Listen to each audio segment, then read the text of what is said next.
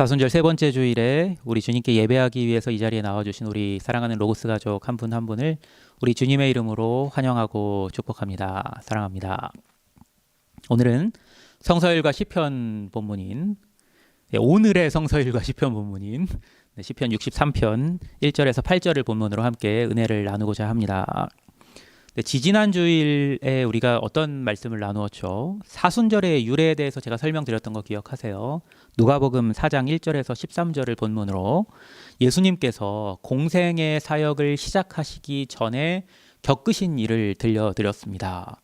예수님께서 공생의 사역을 시작하시기 전에, 그러니까 세례를 받으신 직후에 겪으신 일이 뭐라고 말씀을 드렸죠? 네, 무슨 일을 겪으셨죠? 네, 광야에서 시험을 받으셨습니다. 얼만큼의 기간 동안에 광야에서 시험을 받으셨죠? 네, 40일 동안. 그래서 사순절이 거기에서부터 유래한다고 말씀을 드렸죠. 오늘 주신 시편 본문도요. 공교롭게도 광야를 배경으로 하고 있습니다. 네, 시편 63편 이제 성경책 지금 펴고 계신 분들 한번 그 시편 63편 맨 위를 한번 보시면 표제가 붙어 있어요. 시편 63편에 어떤 표제가 붙어 있냐면요. 이렇게 표제가 붙어 있어요. 개역개정을 기준으로 말씀드리면 다윗의 시 하고 쉼표하고 그리고 덧붙여진 제목이 뭐냐면요. 유다 광야에 있을 때 이런 표제가 붙어 있습니다. 다들 확인하고 계신가요? 네, 그러니까 다윗이 유다 광야에 있을 때 지은 시가 시편 63편이라는 말이죠. 그러면 다윗이 언제 유다 광야에 있었나요? 다윗이 보통 왕이니까 보통 왕궁 생활을 했을 텐데 유다 광야에 있었다는 것은 아직 왕이 되기 전일 거잖아요. 다윗이 왕이 되기 전에 어떤 일을 겪었죠?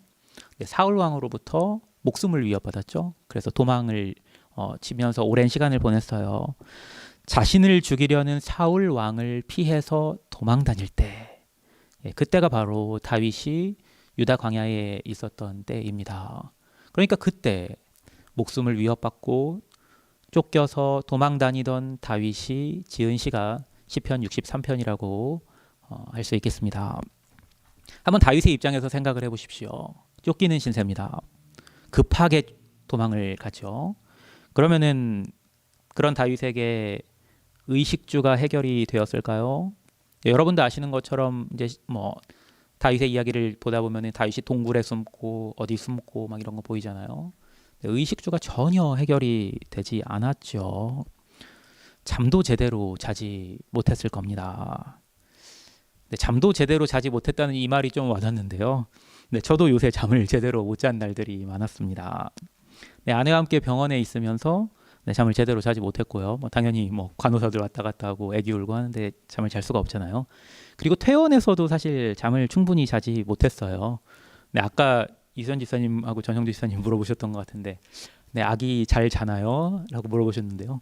신생아는 잘 자지 않습니다. 다들 경험 있으시죠? 여러분도 다 이런 경험이 있으실 겁니다. 기본적인 육체의 욕구가 충족되지 않은 경험. 여러분은 육체의 기본적인 욕구가 충족되지 않았을 때 무엇을 갈망하게 되던가요? 육체의 기본적인 욕구를 채우기를 갈망하게 되지 않던가요? 그게 당연한 거죠. 그런데 다윗은요, 그런 상황에서 유다 광야 한복판에서 이렇게 소리쳐요. 어떻게 소리치냐면요. 하나님이여, 주는 나의 하나님이시라.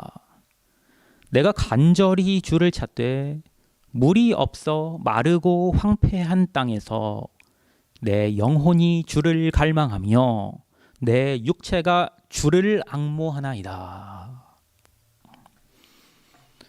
물이 없어 황폐한 땅, 물이 없어서 마르고 황폐한 땅, 이곳에서 물을 찾는 것이 당연하죠. 그런데 다윗은 물이 아니라 무엇을 갈망하며 무엇을 앙모한다고 말하고 있나요? 주를 갈망하며 주를 앙모한다고 말합니다. 지난 주일에 예수님께서 광야에서 시험을 받으셨을 때 예수님의 모습과 겹쳐 보이지 않습니까? 40일 동안 아무것도 잡수시지 않고 줄여 계셨던 예수님께 마귀가 다가와 속삭였죠. 내가 만일 하나님의 아들이여든 이 돌들에게 명하여 떡이 되게 하라. 예수님께서 뭐라고 대답하셨나요? 사람이, 너무 유명한 말씀이죠. 떡으로만 살 것이 아니라. 누가복음에는 이렇게만 기록되어 있지만 다른 복음서에는 사람이 떡으로만 살 것이 아니라 하나님의 말씀으로 살 것입니다. 이렇게 말씀하셨죠. 지금 다윗이요, 이와 똑같은 모습으로, 예수님의 모습과 똑같은 모습으로 유다 광야에서 광야의 시험을 마주하고 있습니다. 내가 주의 권능과 영광을 보기 위하여 이와 같이 성소에서 주를 바라보았나이다.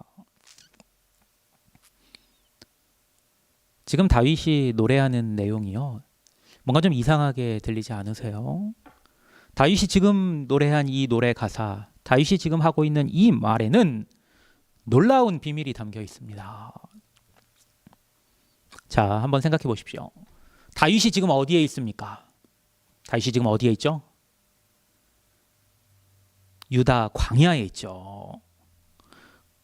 그런데 지금 다윗은 자신이 성소에서 주를 바라본다고 말하고 있습니다.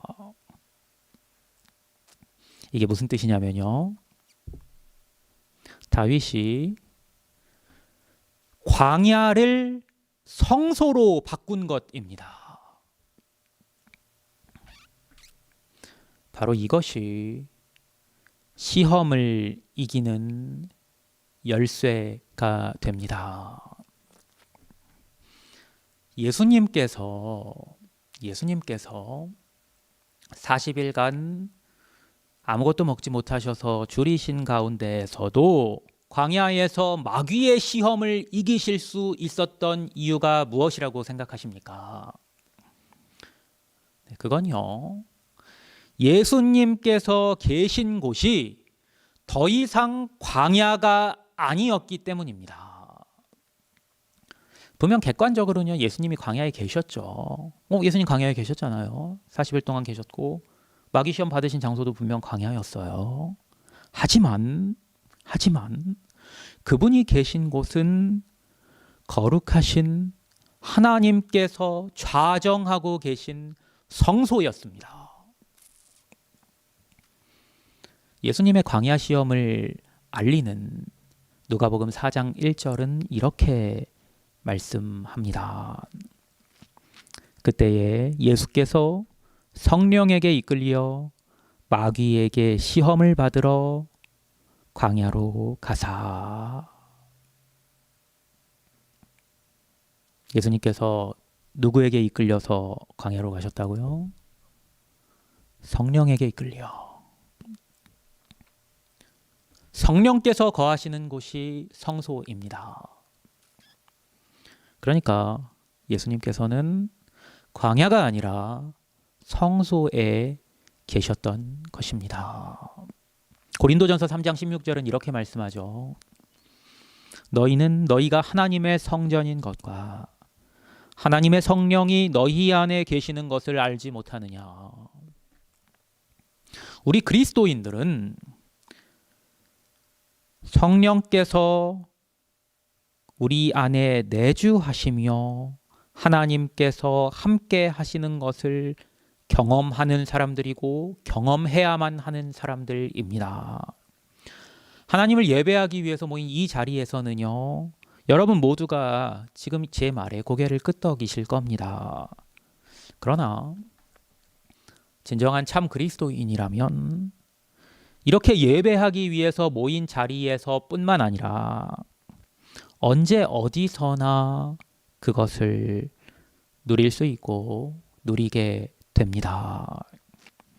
심지어 육체의 가장 기본적인 욕구가 채워지지 않는 것, 광야에서도 그것을 누릴 수 있게 되고 또한 누릴 수 있어야 합니다.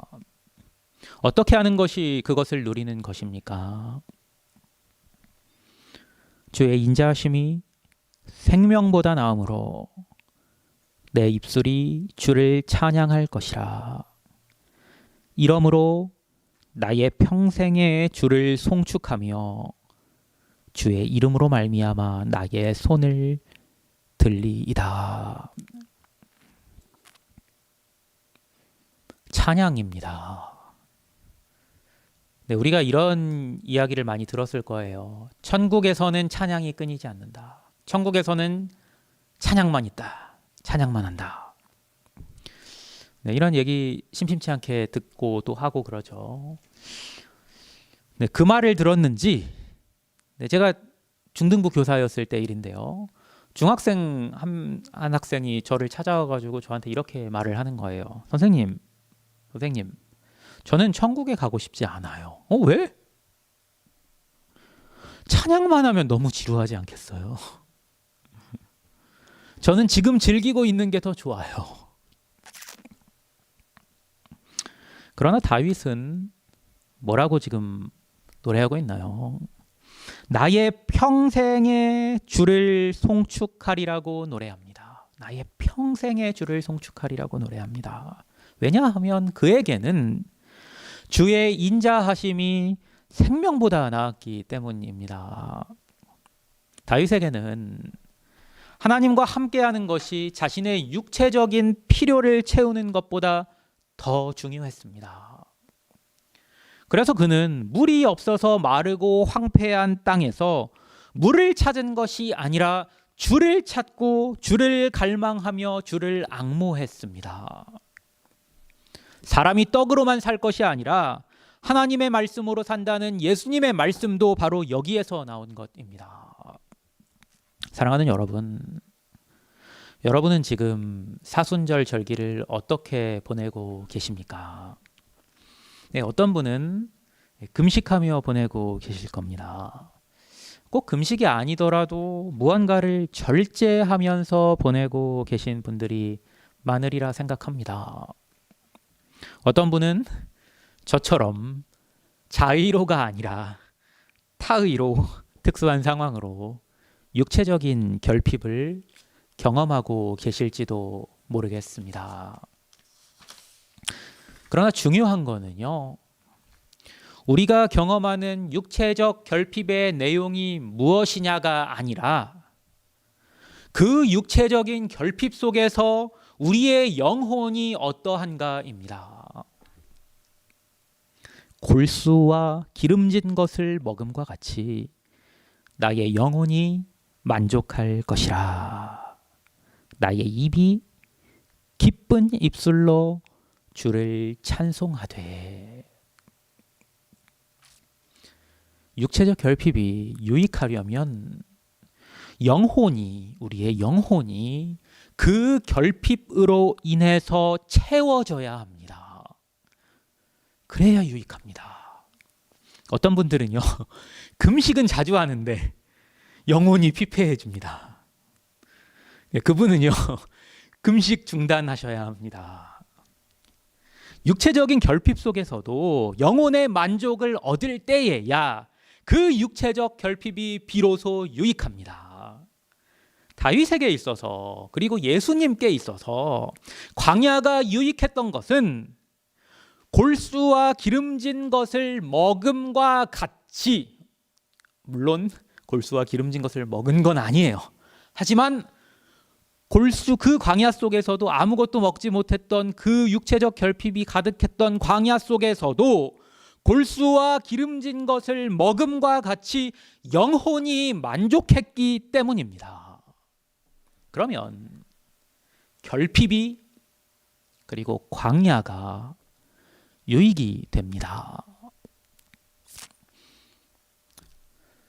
좀 더 엄밀하게 말하면 사실 광야는 유익할 뿐만 아니라 반드시 필요합니다. 왜 그럴까요? 광야를 거치지 않고서는 영혼이 만족할 수 없기 때문입니다.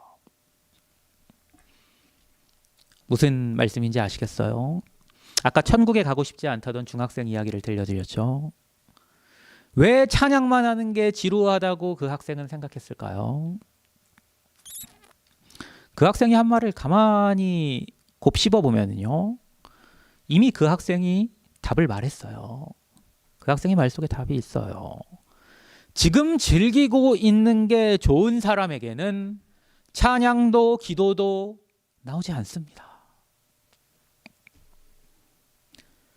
여러분은 여러분의 인생에서, 여러분의 인생 가운데 정말 간절히 기도해 본 적 있으세요? 만약에 혹시라도 그렇게 간절히 기도해 본 적이 없다면 여러분의 인생에 광야가 없었기 때문입니다. 물이 없어서 마르고 황폐한 땅에서는 간절히 기도하게 됩니다. 찬양도 마찬가지입니다. 하나님 없이 필요를 채우며 사는 사람에게는요, 진정한 찬양이 나올 수가 없습니다. 우리 교회가 힘써서 하고 있는 일이 있습니다. 제가 이것만큼은 하리라 결심하고 부임하면서부터 여러분을 매주마다 독려하고 있는 것이 무엇입니까? 매일 성경 읽기표를 따라서 매일 성경을 읽는 것입니다. 하고 계시죠? 여러분은 얼마나 말씀을 사모하며 말씀을 가까이 하고 계십니까?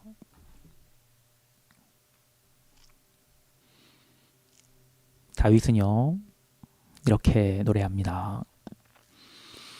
내가 나의 침상에서 주를 기억하며 새벽에 주의 말씀을 작은 소리로 읊조릴 때에 하오리니 주는 나의 도움이 되셨음이라.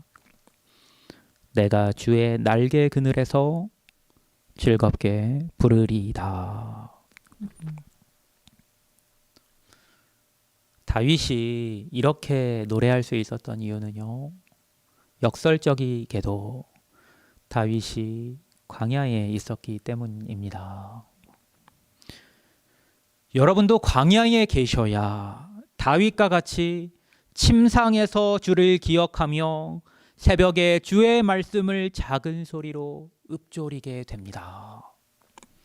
다윗 스스로가 자신이 그렇게 하는 이유를 주가 나의 도움이 되셨기 때문이라고 노래하고 있지 않습니까? 우리 주님의 도우심을 경험하지 않고는 결코 주님의 말씀에 전심으로 귀를 기울일 수가 없습니다. 광야 없이 어떻게 주님의 도우심을 경험할 수 있겠습니까? 뜨거운 해가 없고서 어떻게 주님께서 만들어주시는 날개 그늘을 경험할 수 있겠습니까? 진정한 찬양은 주의 날개 그늘 아래에서 나옵니다. 그 날개 그늘을 만드는 것은 다름 아닌 광야의 뜨거운 해입니다.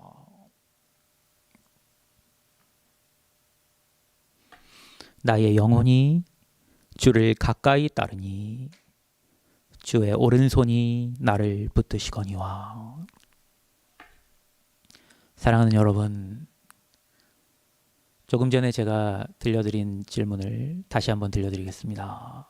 사랑하는 여러분, 여러분은 지금 사순절을 어떻게 보내고 계십니까?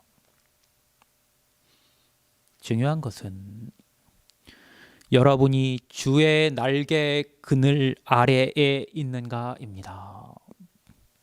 아무리 뜨거운 해가 여러분을 내리쬐고 있을지라도 여러분이 주의 날개 그늘 아래에 있으면 여러분의 영혼은 만족을 얻을 것입니다.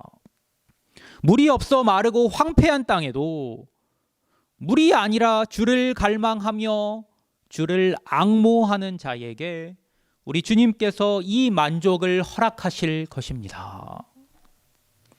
주를 가까이 따르는 자를 주의 오른손이 붙드심을 믿으시기 바랍니다. 그런 사람이 하나님의 성전이며 그런 사람 안에 하나님의 성령이 거하셔서 역사하십니다. 그런 사람에게서 하나님의 영광이 나타납니다. 목숨을 위협받고 쫓기며 먹지도 못하고 마시지도 못하는 가운데서도 주의 권능과 영광을 보기 위하여 성소에서 주를 바라본다고 말하는 다윗의 모습이 어땠겠습니까? 그의 얼굴이 어두웠을까요? 다니엘과 친구들의 얼굴이 왕의 음식을 먹지 못했다고 해서 어두워졌습니까?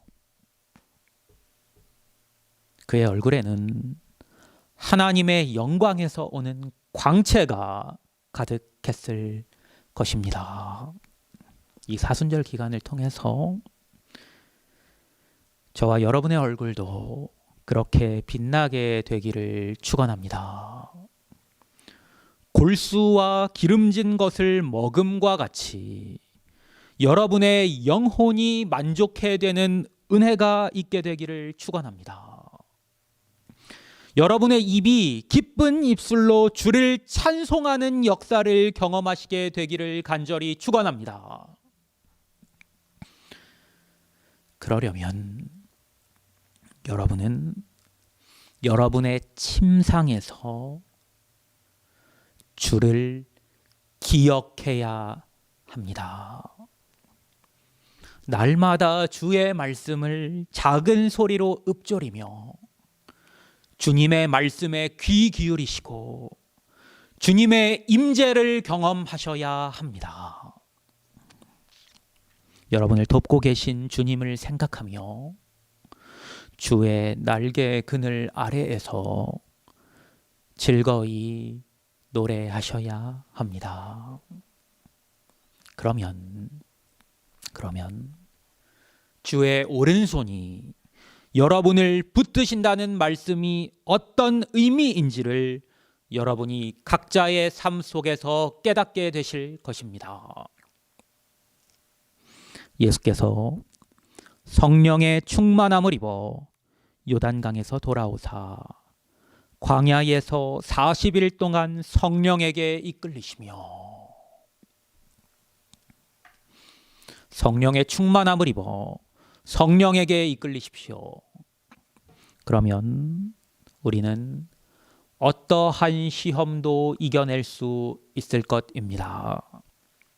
주를 갈망하며 주를 앙모하며 주를 바라보는 사순절, 주를 찬양하며 주를 송축하는 사순절, 주를 기억하며 주의 말씀을 작은 소리로 읊조리는 사순절, 그리고 주의 날개 그늘 아래에서 즐겁게 부르는 사순절 되기를 우리 주님의 이름으로 간절히 축원합니다.